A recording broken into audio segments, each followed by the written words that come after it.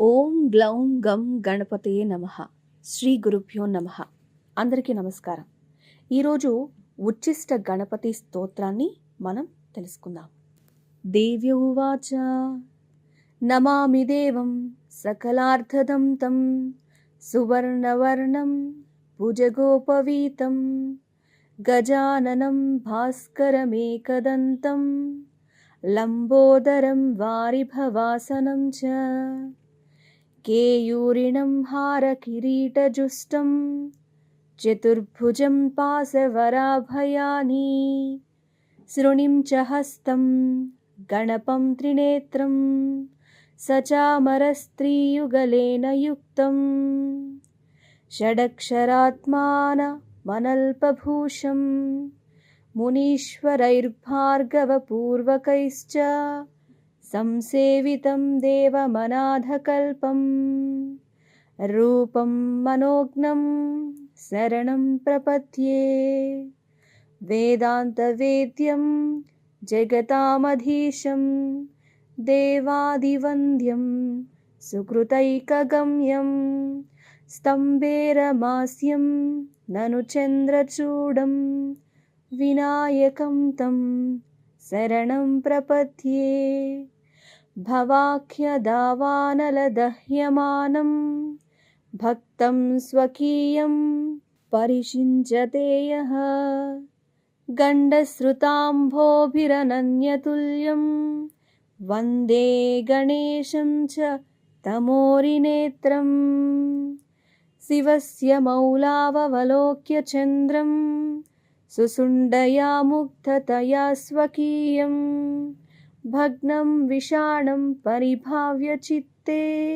ఆకృష్టచంద్రో గణపోవతాన్నః పితుర్జటాజూటతటే సదైవ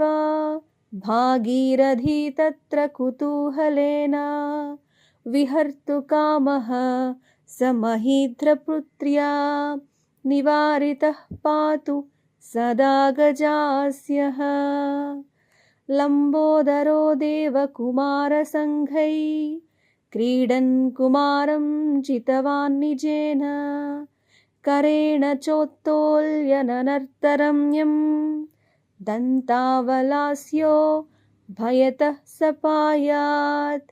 ఆగత్య యోచ్చైర్హరినాభిపద్మం దదర్శ తత్రాసు కరేణ తచ్చ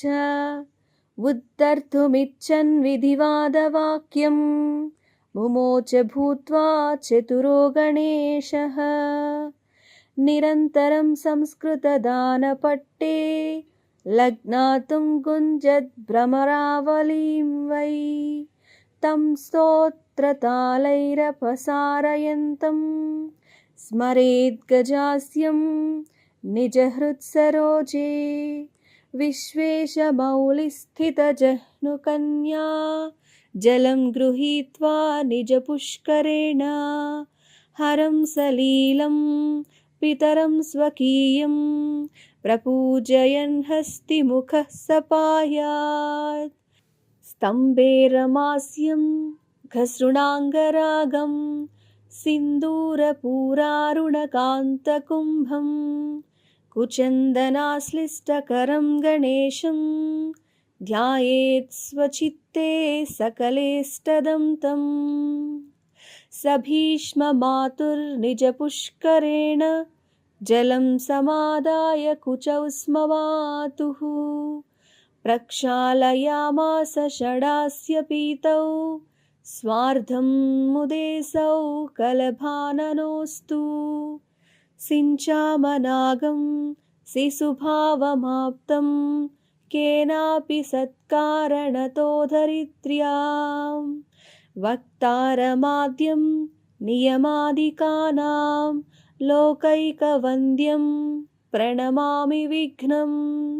ఆలింగితం చారురుచా మృగాక్ష్యా సంభోగలోలం మదవిహ్వలాంగం విఘ్నౌఘవిధ్వంసనసక్తమేకం నమామి కాంతం ద్విరదాననం తం हेरम्बबुद्ध्यत्र विकोटिकान्तः पञ्चाननेनापि विचुम्बितास्यः मुनीन् सुरान् भक्तजनांश्च सर्वान् स पातुरध्यासु सदा गजास्यः द्वैपायनोक्तानि स निश्चयेन स्वदन्तकोट्या निखिलं लिखित्वा दन्तं पुराणं शुभमिन्दुमौलिस्तपोभिरुग्रं मनसा स्मरामि क्रीडातटान्ते जलधाविभास्ये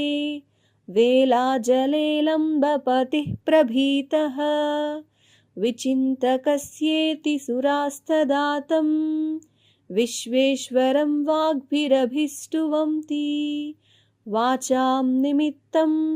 स निमित्तमान्द्यं पदं त्रिलोक्यामददन् सुतीनां सर्वैश्च वन्द्यं न च तस्य वन्द्यः स्थाणोः परं रूपमसौ सपायात् इमां स्तुतिं यः पठतीह भक्त्या समाहितप्रीतिरतीव शुद्धः संसेव्यते चेन्दिरया नितान्तं दारिद्र्यसङ्घं सविदारयेन्नः इति श्रीरुद्रयामलतन्त्रे हरगौरीसंवादे उच्छिष्टगणेशस्तोत्रं समाप्तम्।